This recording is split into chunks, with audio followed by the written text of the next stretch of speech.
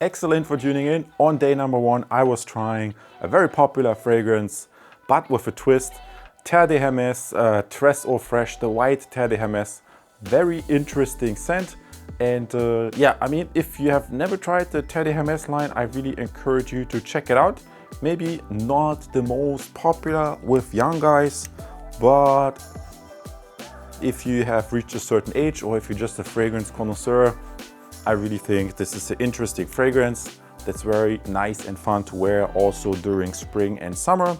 Terre de Hermès, the white version, the Terre de Hermès Tres Eau Fresh. Then moving on to day 2, I also wanted something very upscale and posh that's popular from the house of Creed, but I didn't wear the normal Creed, but I wore the Creed Aventus Cologne, which I think is a very nice fragrance for spring and summer. This is really luxurious, as you would expect from the house of Creed.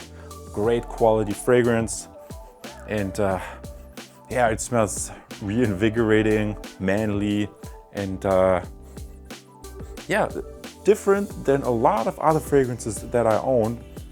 So that's why I enjoy this a lot. And yeah, what do I usually do with these fragrances? Hang out with friends or just going out to eat something. So to really celebrate the day, that's why I like the Creed Aventus Cologne. That's what I wore on day number 2, Creed Aventus Cologne. Next up, on day number 3, we had some clouds. The weather did cool down a little bit. So I thought it's a good idea to switch up the fragrances a little bit. And I picked a French fragrance from Guerlain, the Guerlain Le Homme Ideal Cologne. And you can see this shiny bottle with these black corners here. Very, very nice scent. However, it is formulated a little bit more richly. It has some sweetness in the base. Very appealing scent DNA, the Guerlain Le Homme Ideal on day 3. And yeah, I think this is actually better suited, much better suited for springtime or even winter time, just because it has this richer formulation. However, if you have a cloudy, overcast summer day and the temperatures are a little bit lower, then you can always also refer to this, from which I also have the shower gel, which is a great combination. Day number 3, Guerlain Le Homme Ideal. Then on day number 4, I picked something that's super popular and also super affordable, which a lot of people love. A fragrance from the house of Versace, the Versace Men Eau Fresh. The temperatures went up, so I wanted something to keep me fresh. And yeah, Versace Men Eau Fresh. Some people, they don't like it that I met, which kind of surprised me.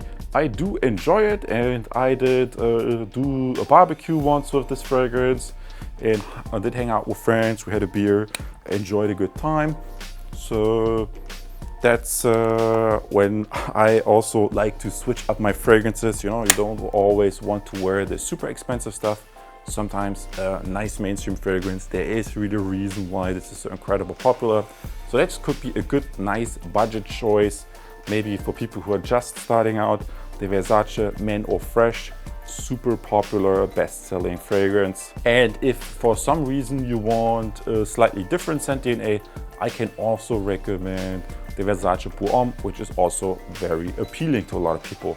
Next up, I wanted a niche fragrance, and I picked a French fragrance house that might be not as well known. That's the Atelier Cologne, the Atelier Cologne. I think this is classed as a unisex fragrance, but I think from a lot of fragrances that I've tested from Atelier Cologne, this to me was the most manly. One great consideration that I can give you also maybe as a gift idea is this Atelier Cologne Paris Best of Founders set.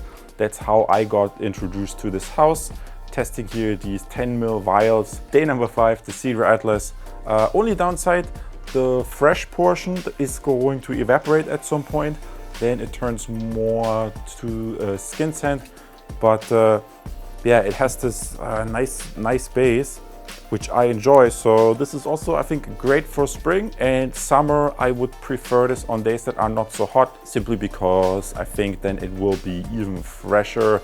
If it's really hot, it's not as fresh as some of the other fragrances I wore previously this week. Then day number 6, I went to a fragrance house that's super popular with fragrance lovers, the Parfums de Marly, and I picked on day number 6, how could it be different, Parfums de Marly Sadly, which is a terrific summer scent that I've really grown to love. What's not to love about Parfums de Marly? They have so many awesome fragrances in their house, and recently they released a bunch of fragrances that are a little bit lighter, such as Sadly and such as Greenly. But so far I'm preferring Sadly right here, and there is actually interesting story to that fragrance, which I can show you here in the sidecar. They put a compound in there that's called Hyphenol Neo, which for you can also look up the data sheet, and they try to combine, or they did combine, they didn't only try, but first they tried when they created the fragrance, to combine the Hyphenol Neo with bergamot top fraction. And as you may know, you can take the bergamot, you harvest it, and you make the fragrance ingredient out of it. And when they were combining the bergamot just by itself, or just the way it came, the whole fragrance composition was not as the perfumer intended. So from what I've heard, they went then for not just the straight up bergamot, but for the bergamot top fraction, where you can imagine you have like heavier parts of the fragrance compound and lighter parts, and you can separate certain portions out and really fine tune the fragrance. And I think this is what this makes so appealing. The bergamot top fraction in Parfums de Marly Sadly, and the interesting Hyphenol Neo molecule. When sticking with the bergamot theme, on day number 7, I always like to sneak in my sample. And this time I sneaked in the Acqua di Parma Blue Mediterrano, which also, it says in here, uses a traditional process.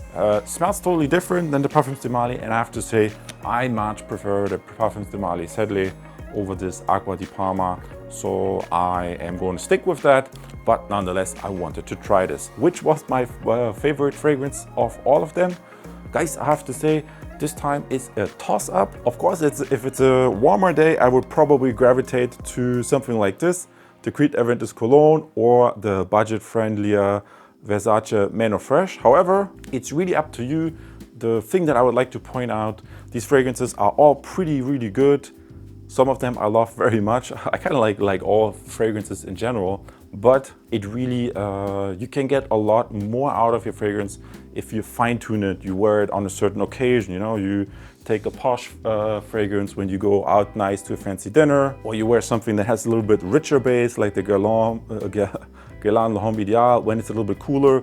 And that's always what I recommend you, to rotate to different fragrances and then pay attention in which scenarios, which fragrance gives you the best result and when you enjoy it the most, because that's what it's all about.